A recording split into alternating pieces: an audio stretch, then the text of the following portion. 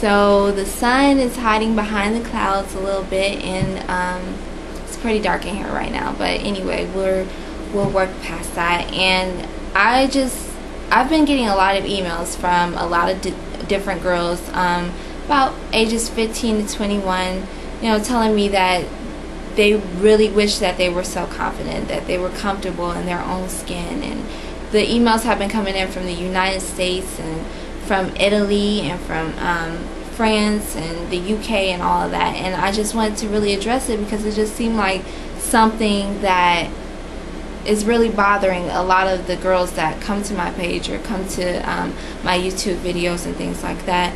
And also, I didn't know, like, this has been for a while now, probably a couple months that this has been going on, that I've been getting the emails and stuff, and I didn't know what to say. I didn't know how to put it. I didn't know what to say to you guys. So I finally figured it out, and I really don't have a lecture. I really don't, have notes or anything put together. This is my story. This is how it's been for me, and I want to share that with you guys to kind of give you, some, I don't know, whatever it is that you're looking for, whatever it is that you're asking of me. I hope that you find it in the words that I say to you. So, my story is this. Self-confidence is something that just hasn't been there for me all my life. I was not popular in middle school. I was not popular in high school like that. I had one friend in elementary. I had 4 friends in middle school. The guys that I liked didn't like me. I didn't have name brand clothes. I didn't have name brand uniforms. My grandparents raised me. They didn't believe in all that stuff. They believed that you get to school, you learn, you come home. The rest of that stuff, like clothes and things like that, didn't matter. I don't know. Like, I was very withdrawn. I knew that I was different from other girls my age. Most girls were worried about boys and most of that. I was worried about drawing in my notebook, sketching and things like that, sketching dresses and all of that, and modeling and gymnastics. I was worried about those things. I wasn't worried about everything that all the other girls were worried about. So I didn't have anything in common with them.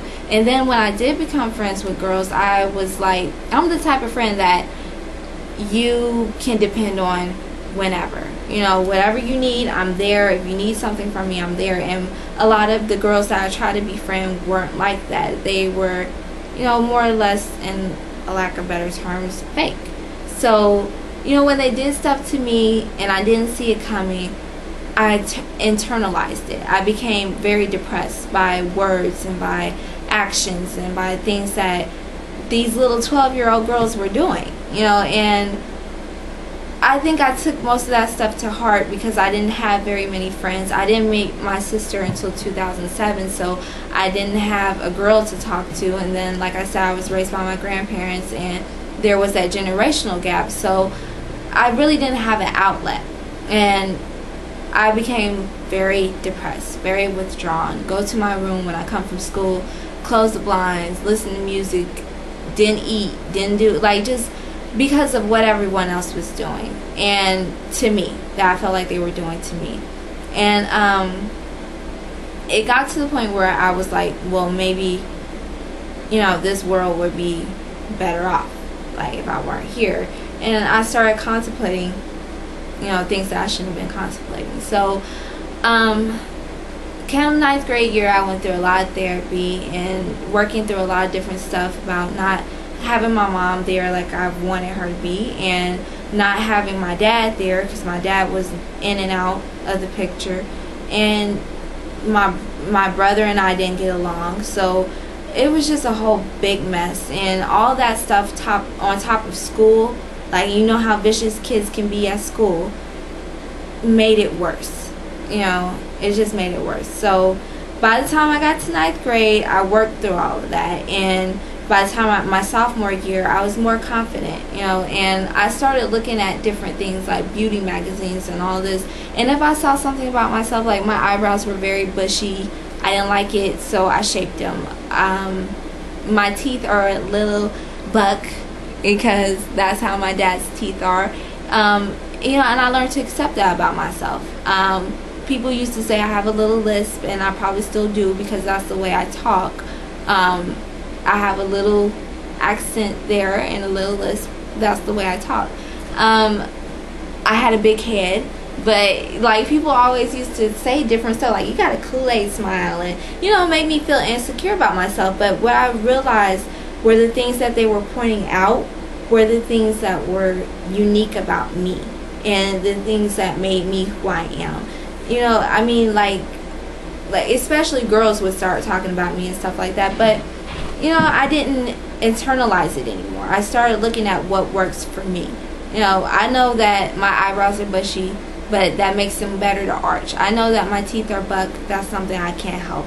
I know that I have a big head, but I work this big head and it's mine. You know, I mean, that's how I started looking at life in general. So I'm here to tell you that because I don't know, just because you think that she's a model, she's an actress, she's a singer, she's blah blah blah, the life is good for her. No, it's not. Like, I've always been shy. I've always been soft-spoken. I've always been the one that got looked over. But I had to make myself stand out. I start realizing that behind this is a great personality. Like, I'm very funny when I want to be. I'm very witty when I want to be. And I started looking at things that stick out for me and stop looking at this, because this is not what makes me. This is not what makes me self-confident. My face, my body, my features, that's not me. That's my body. You know, and once I go from here and transition to the next phase, as far as when I die, this is not going to be me.